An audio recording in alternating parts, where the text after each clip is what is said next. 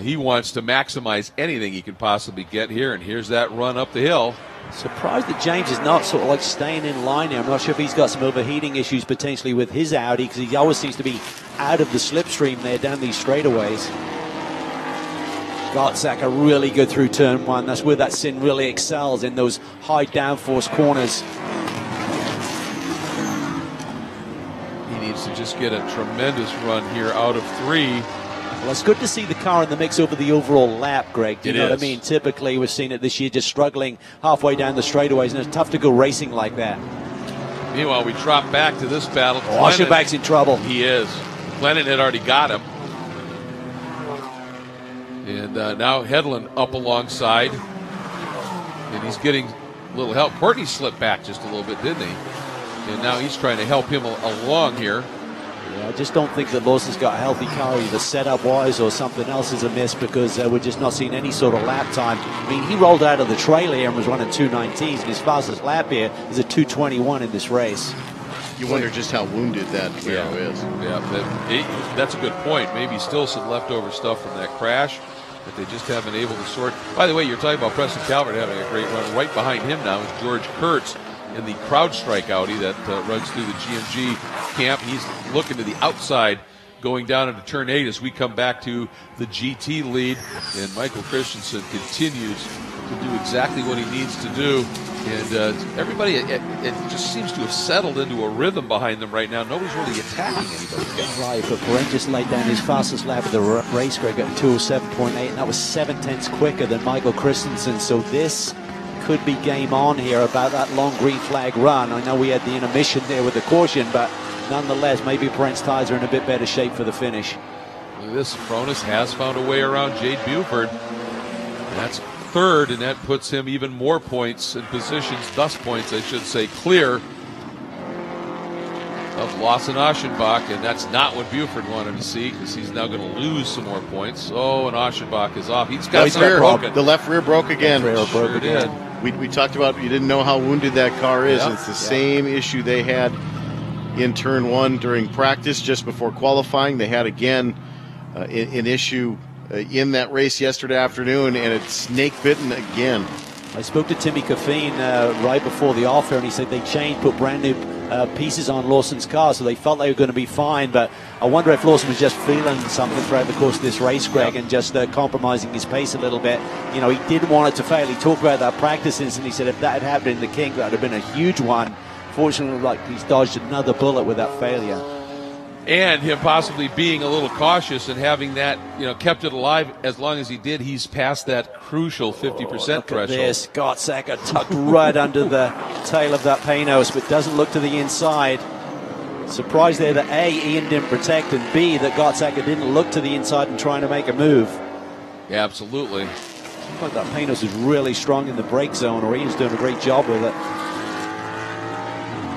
Just getting back real quick to that 50% threshold, you have to complete 50% of the laps to get any points. Well, the problem is, like yesterday, he did that, but there's so many cars in the GTS class, you're suddenly out of the points-paying positions. It's going to be a big weekend for James Safronis in the championship. That it is, and I don't think Harry Gottsacker's done yet. I think the Panos of James got in front of him, but as you said, Harry now can just hound and hustle and look and see if he can get that Panos to... I don't think you're going to see Ian James make many mistakes. He's not prone to that, but you can just see him lose a little pace. Yeah, this is all about experience right now. He's got Ian James in front of him. He's got a man who's celebrating 25 years of competition in Pirelli World Challenge right behind him. Then another young gun. A Ninja Warrior, no less. A Ninja Warrior, yeah. No pressure. No pressure at all. Safronis putting a little pressure on Gottsacker there on the exit of 12. Just a little bit, but Gottsacker now putting pressure on James. This is a good battle up front. Yeah, I think that Sin's a little bit stronger in the late going here, Eric. Up front, Christensen hanging on to that margin. It's down to 1.8 seconds. But Brent's car is getting quicker, Greg. Sure Again, is. a personal best for Alvaro Brent, even though the gap is still 1.8 seconds. A lot of work to do with just under 6 minutes to go. Yeah, Christensen responded. His lap was only a tenth slower than Brent that time.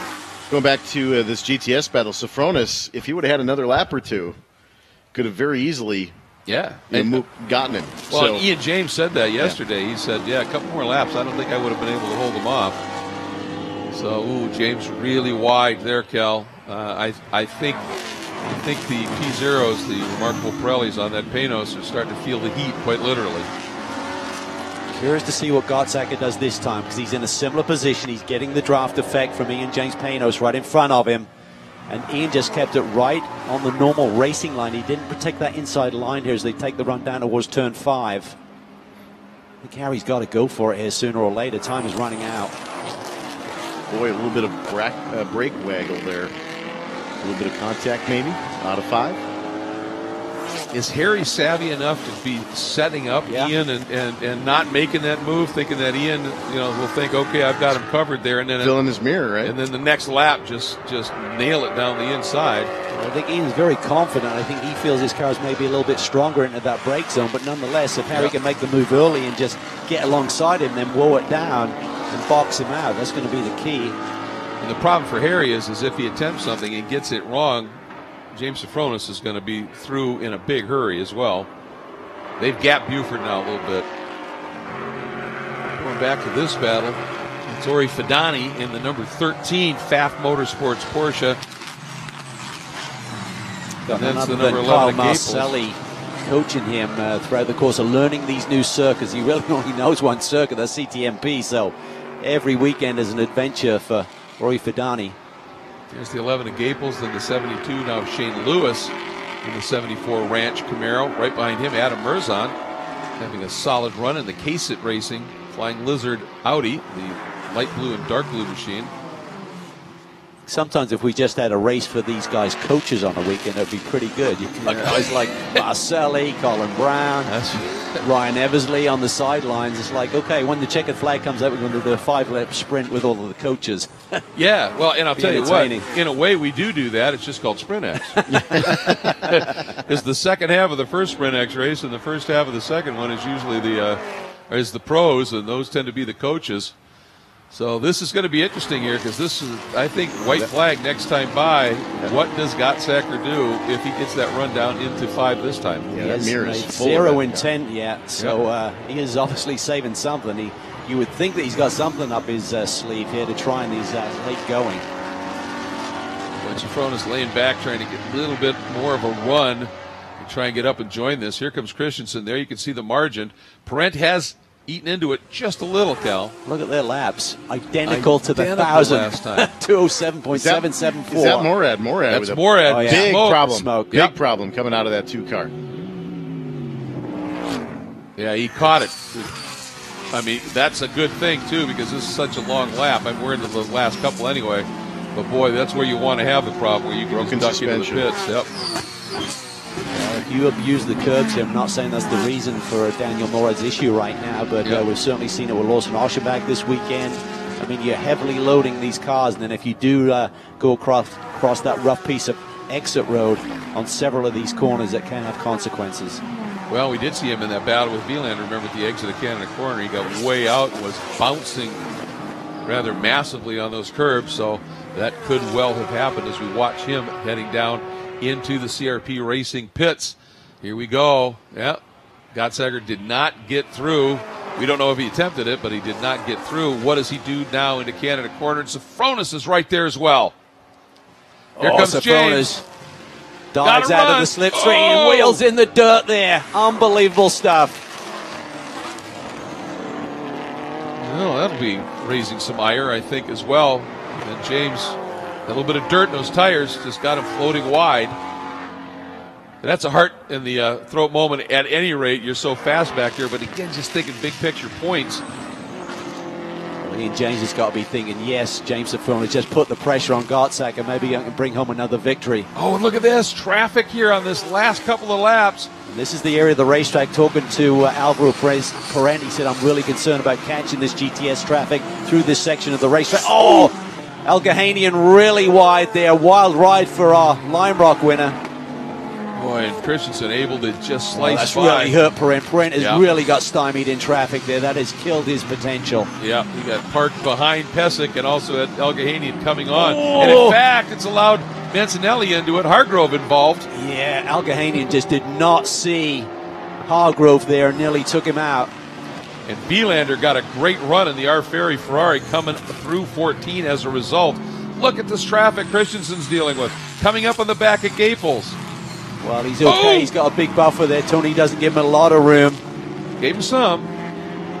This is something you have to adjust to. They're not used to having these much faster GT3 cars coming through at those sort of speeds. Got about a 12-second overall lap time differential between the two classes. When you look at Christensen's experience in the last couple of weeks, running at Le Mans, winning at Le Mans, he's been used to working traffic now.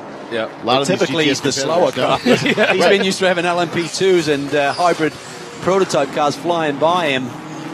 But still working with traffic. For sure. You're used to having other cars around you that are, different speeds. So that's certainly playing into this one. It's Brent just struggling to get through that back market. Freelander's got a good run through traffic. Look at him ducking and diving there, trying to get up on Hargrove's tail here on this final lap of the race. Oh boy, into turn 7, and that's one of those corners.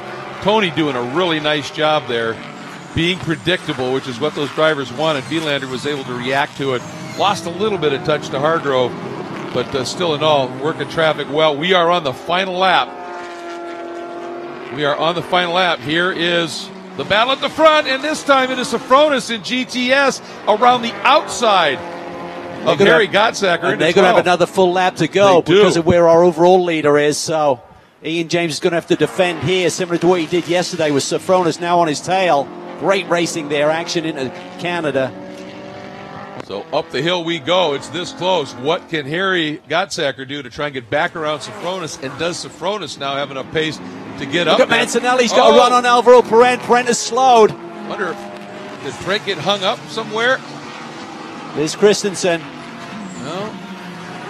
This is for second. It is. Boy, that was maybe one of those Ranch 74 Camaros hold him up. And Christensen climbing the hill right now. The Allegra Motorsports InSync Healthcare Systems Porsche in the hands of the most recent Le Mans winner in GTE Pro comes to the top of the hill. Porsche wins at Road America, and what a run it was. Bentley comes home second. Third will go to Mancinelli. Hargrove just hanging on over Vielander by 0.4 of a second. An incredible run at the end there. Here at the line, it's a drag race for the GTA. Who does it go to? It's Parker Chase. Chase getting the win at GTA, back to her GTS battle. Wow, Sofronis there really deep on the brakes. It looks like Ian James got a little buffer right now as Gottsack putting the pressure on for the runner-up position. Watch it here. This is what James wanted to see. Those two guys battling behind him, giving himself just a little bit of room. But there's a lot of lap left to go, Cal. Ian James going for his 4th consecutive victory for he and that Pano squad led by Tom Milner. But James Sofronis, he is really good on that brake zone for Canada. Can he get close enough through this high-speed, high-downforce section? James Clay off for a ride here. Oh, he got it 7. woed. All right, he got it stopped. What's going on down in that GTS battle? Here it is. And Sofronis so good through the carousel. He's close enough. If he can get a good run, he's going to have a look. Watch for it. Where's James going to put that car? Drifting just a little bit. Takes away the inside lane here. Sofronis trying to do the undercut here. Key is Ian James has to slow him down enough. They're side by side here as they make the run up to 13. James got a great run up through Billy Mitchell Bend here. Don't know if Sofronis is going to be able to get there at the straightaway. Beautiful racecraft there by Ian James. Absolutely. On to the front straight. It's a drag race up the hill, and that drag race will usually go to the Panos as he powers up the hill. 4 for 4 at Road America for Ian James and Panos Motorsports in the Avezzano GT.